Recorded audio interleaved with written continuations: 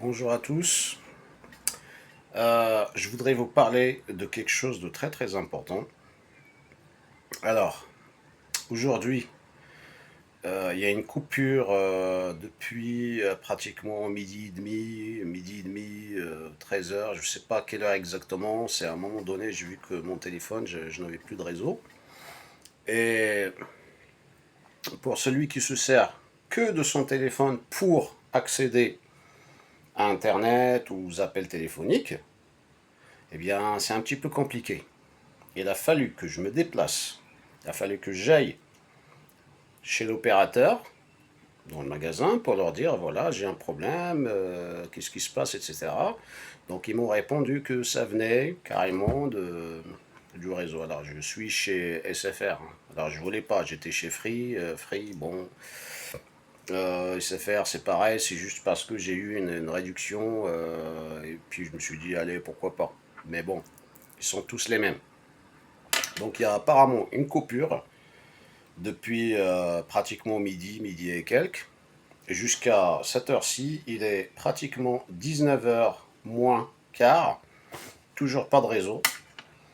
Et donc, si jamais c'est le réseau et il revient, je vais diffuser cette vidéo. Vous avez intérêt à la partager. Pourquoi? Parce que tous les logements, tous les logements sont équipés de téléphones, d'une prise de téléphone. Cette prise de téléphone, moi je demande aux gens de mettre un petit peu la pression, de fédérer, etc., pour qu'on puisse avoir cette ligne. On sait très bien qu'on ne va pas garder avec le vieux téléphone attaché au fil. Non, on doit l'utiliser qu'en cas d'urgence comme là, par exemple. Parce que moi, je suis en situation de handicap. Il a fallu que je me déplace, etc., que j'aurais préféré de chez moi appeler directement l'opérateur dans une ligne verte. Les lignes vertes existent bien. Alors, il suffit d'ouvrir ces lignes parce que le réseau, il existe déjà. Alors, pourquoi ne pas le laisser fonctionnel pour que les gens puissent utiliser des numéros verts?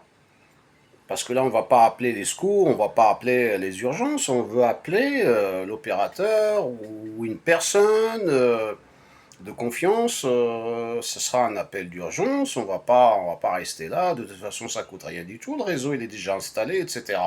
Donc, je souhaite que les gens fassent pression, comme ça on va tous discuter de la même chose. J'espère que vous avez compris, c'est-à-dire qu'aujourd'hui, par exemple, vous n'avez plus de réseau, plus rien, impossible de passer un coup de fil, impossible d'appeler l'opérateur, rien. Ils ont retiré les cabines. Parce que quand il y avait les cabines, on pouvait toujours aller dans une cabine, mettre une carte, et puis passer un coup de fil. Aujourd'hui, c'est pas possible.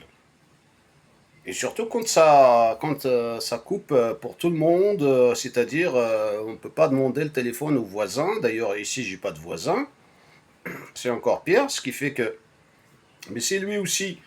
Et là, le réseau coupé, donc c'est impossible d'avoir des informations, et surtout pour les personnes en situation de handicap ou en situation d'urgence, où il faut qu'ils appellent le médecin, il faut qu'ils appellent. C'est impossible.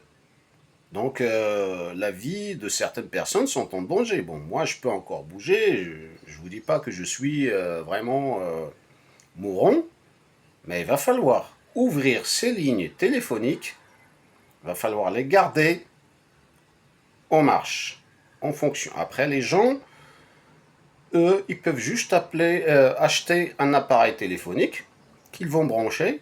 On sait très bien qu'ils vont jamais se servir du téléphone filaire, mais au moins, on peut s'en servir en cas d'urgence.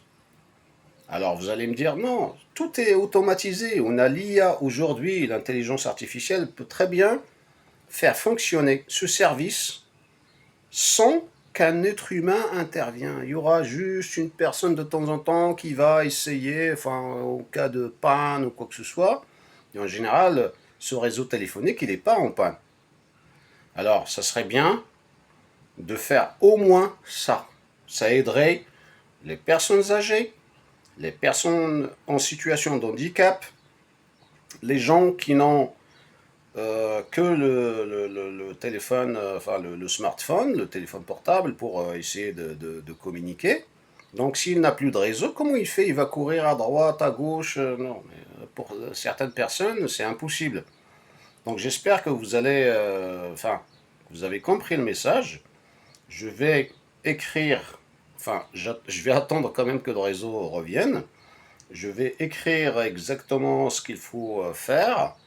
Et puis j'espère que vous allez partager ça parce que c'est du bon sens.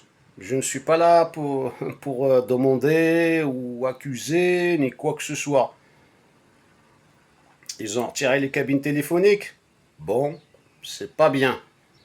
Par contre, essayons de voir si les prises téléphoniques fonctionnent toujours.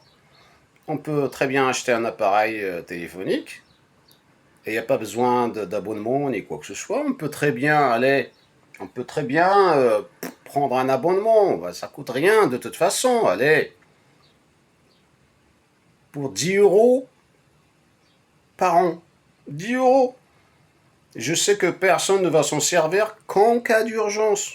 Parce que pour 10 euros, c'est suffisant. C'est comme si on payait 1 euro par mois. 1 euro par mois, voilà, c'est rien du tout. Alors vous imaginez que si on branche ça pour tout le monde et que tout le monde paye, c'est-à-dire, allez, on va considérer qu'il y a 40 millions de foyers, 40 millions multiplié par 10, ça fait, voilà, ça fait 400 millions. Et ça ne coûtera rien du tout. Parce que vous savez, le système, il existe déjà. Et avec une intelligence, on peut le faire fonctionner, il n'y a pas besoin d'opérateur qui va tirer les câbles par-ci ou par-là.